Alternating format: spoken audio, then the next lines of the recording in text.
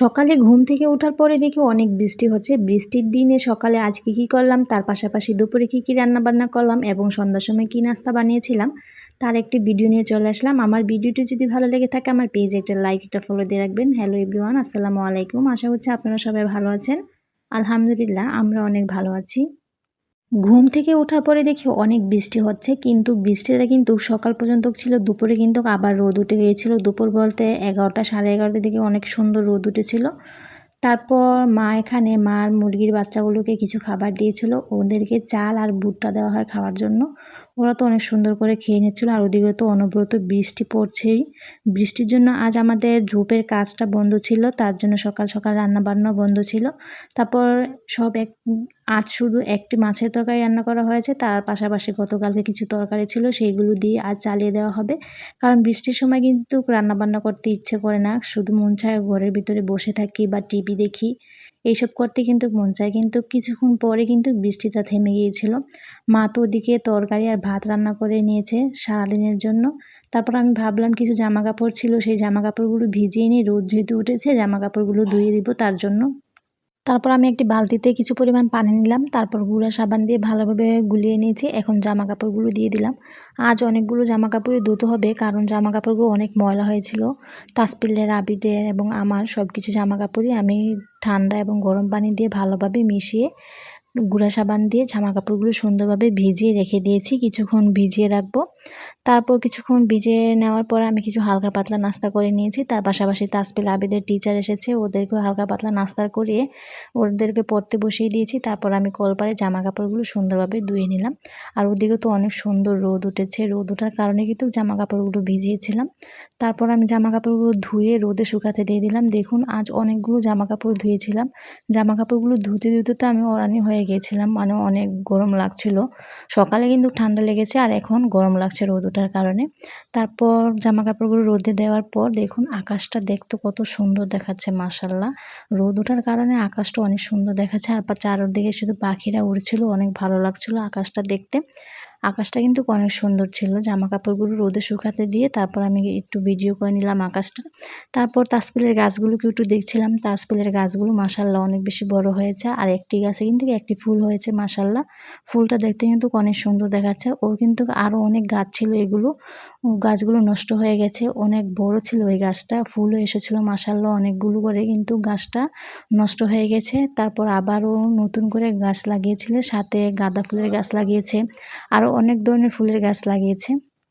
আমি এদিকে ফুল গাছের ভিডিও করতে করতে ওদিকে বাবা বাজার থেকে অনেকগুলো মাছ কিনে নিয়ে এসে, বাজার বলতে আমাদের স্ট্যান্ড থেকে ওখানে মাছ বিক্রি করছিল, সেখান থেকে মাছ নিয়ে এসেছে।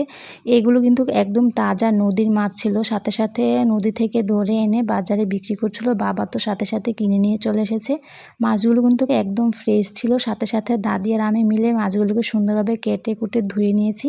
তারপর রান্না বান্না করতে হবে, মা তো এদিকে সব কিছু কাটাকুটা করে নিয়েছে, এখানে রান্না বান্না শুরু করে দেওয়া হয়েছে। বললাম না আজ শুধু একটি তরকারি রান্না করা হবে। সকালে হালকা পাতলা নাস্তা করে নিয়েছিল, এই জন্য দুপুরে শুধু সিম আর আলু দিয়ে একটি মাছের তরকারি রান্না করবে। তার পাশাপাশি গতকালকে কিছু তরকারি ছিল সেগুলো দিয়ে খাওয়া হবে। গতকালকে মাংস তরকারি, ডাল এসব রয়ে গিয়েছিল, ওগুলো দিয়ে বাচ্চারা খাবে আর এটা বড়রা খাবে, এই জন্য মাছের তরকারিটা রান্না করা হচ্ছে। প্রথমে মাছগুলো সুন্দরভাবে হলুদ মরিচ লবণ দিয়ে ভালোভাবে ভেজে নেওয়া হয়েছে। এখন একই কড়াইতে পরিমাণ মতন তেল, পেঁয়াজ কুচিয়ে, আদা রসুনের পেস্ট, হলুদ মরিচ, ধনিয়ার গুঁড়া, লবণ সব কিছু একসাথে দিয়ে ভালোভাবে অনেকক্ষণ মশলাটা কষিয়ে নেওয়া হয়েছে। তারপর সিম আর আলুটা কিছুক্ষণ ভাপ দিয়ে মানে সিদ্ধ করে নেওয়া হয়েছিল, যাতে তাড়াতাড়ি তরকারিটা রান্না করা হয়ে যায়। এজন্য তা সিদ্ধ করে নেওয়ার পর কষানো মশলাতে দিয়ে দেওয়া হয়েছে সিম আলু ভালোভাবে কষিয়ে নেওয়ার জন্য, সাথে টমেটো কুচিটা দিয়ে দিলাম।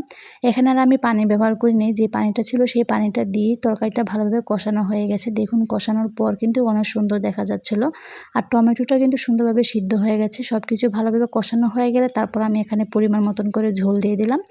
ঝোলটার উপরে আমি আবার ভাজা মাছগুলো দিয়ে ভালোভাবে এটাকে অনেকক্ষণ জাল করে নেব। মানে ঝোলটা একটু আঁটো হয়ে আসলে তারপর আমি মাছের তরকারিটা নামিয়ে নেব। মাছের তরকারিটা কিন্তু অনেক বেশি মজা হয়েছিল। আর সিম তরকারি একটু ঝাল করে রান্না করলে খেতে কিন্তু অনেক বেশি মজা হয়। আজ কিন্তু আমি অনেক ঝাল দিয়ে সিমের তরকারিটা রান্না করেছিলাম, অনেক বেশি মজা হয়েছিল, ভালোই লেগেছে খেতে। দেখতে দেখতে আমার মাছের তরকারিটা রান্না করা হয়ে গেছে। শেষে আমি ধনিয়া পাতা দিয়ে মাছের তরকারিটা নামিয়ে নিয়েছিলাম।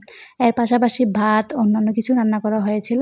সব কিছু রান্নাবান্না শেষ করে নিয়েছিলাম। দেখুন ধনিয়া পাতা দেওয়ার পর মাছের তরকারির কালারটা কিন্তু অনেক বেশি সুন্দর দেখা যাচ্ছিল। মাশাআল্লাহ, মাছের তরকারিটা খেতেও কিন্তু অনেক বেশি মজা হয়েছিল। আর এমনি তো সিমের তরকারি খেতে কিন্তু অনেক বেশি মজা। বেশি মজা হয় কখন জানেন? সিমের তরকারিটা যখন বাসি হয়ে যায় তখন ওই সিমের তরকারিটা খেতে অনেক বেশি ভালো লাগে শুকনা মরিচ দিয়ে। আমার কাছে তো অনেক বেশি ভালো লাগে। দেখুন মাছের তরকারিটা কিন্তু আমার রান্না করা শেষ। আর এই ছিল আজ আমাদের দুপুরের একদম শর্টকাটে রান্নাবান্নার আয়োজন। রান্নাবান্না শেষ করে গোসল করে নামাজ পড়ে আবির তাসফিলকে খাবারটা খাইয়ে দিয়েছি। তাসফিল তো খেয়ে আবার স্কুলে চলে গিয়েছে আর আমি এখন খাবারটা খেতে বসে পড়লাম। আমি তো এখানে প্রথমে মাছের তরকারি দিয়ে ভাতটা মেখে নিয়েছি, তারপর কাঁচামরিচ দিয়ে মাছের তরকারি দিয়ে দুপুরে খাবারটা খেয়ে নিলাম। আলহামদুলিল্লাহ, খাবারটা খেতে অনেক বেশি মজা হয়েছিল, আমার কাছে তো ভালো লেগেছে খেয়ে। আর সকালে যে জামা কাপড়গুলো ধুয়ে রোদে শুকাতে দিয়েছিলাম সেই জামা কাপড় কিন্তু শুকিয়ে গিয়েছিল। বিকেলে যে রোদ উঠেছে এই রোদে কিন্তু জামা কাপড়গুলো প্রায় শুকিয়ে গেছে। তারপর আমি জামা কাপড়গুলো সুন্দরভাবে ভাঁজ করে সাথে সাথে ড্রয়ারে রেখে দিলাম, কারণ জামা কাপড় সাথে সাথে ভাঁজ করে ড্রয়ারে রেখে দিলে কিন্তু ঘর আর এলোপাতাড়ি হয় না বা জামা কাপড় দিয়ে ভরে থাকে না। এই জন্য আমি সবসময় চেষ্টা করি জামা কাপড় গুছিয়ে রাখার জন্য। তারপর কিছু জামাকাপড় ভিজা ছিল, ওগুলো আবার বারান্দায় রোদে দেওয়া হয়েছে শুকানোর জন্য। আর বাদবাকি জামাকাপড়গুলো ড্রয়ারে রেখে দেওয়া হয়েছে।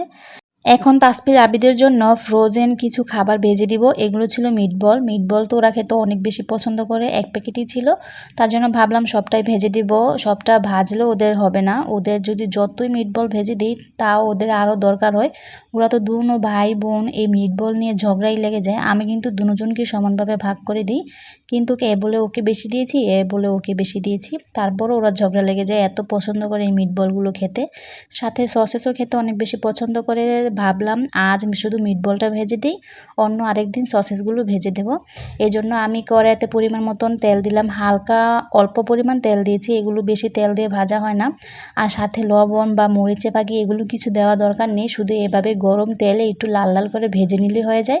দেখুন আমার কিন্তু মিটবলগুলো সুন্দরভাবে ভাজা হয়ে গেছে, একদম লাল লাল করে ভেজে নিয়েছি। তারপর ওদেরকে দিয়ে দেবো খাওয়ার জন্য। আবির তো গরম গরমই পারে না, কড়াই থেকে উঠিয়ে নিয়ে খেয়ে নেয়। ও তো অনেক বেশি পছন্দ করে আবির মিটবলটা খেতে, সাথে সসেসটা খেতে অনেক বেশি পছন্দ করে। তারপর আমার ভাজা হয়ে গেছে সবগুলো, আমি সাথে সস দিয়ে সুন্দরভাবে দিয়ে দিলাম খাওয়ার জন্য। ওরা তো সাথে সাথেই সস দিয়ে অনেক মজা করে মিটবলগুলো খেয়ে নিল, খেয়ে তো বললো অনেক বেশি মজা হয়েছে।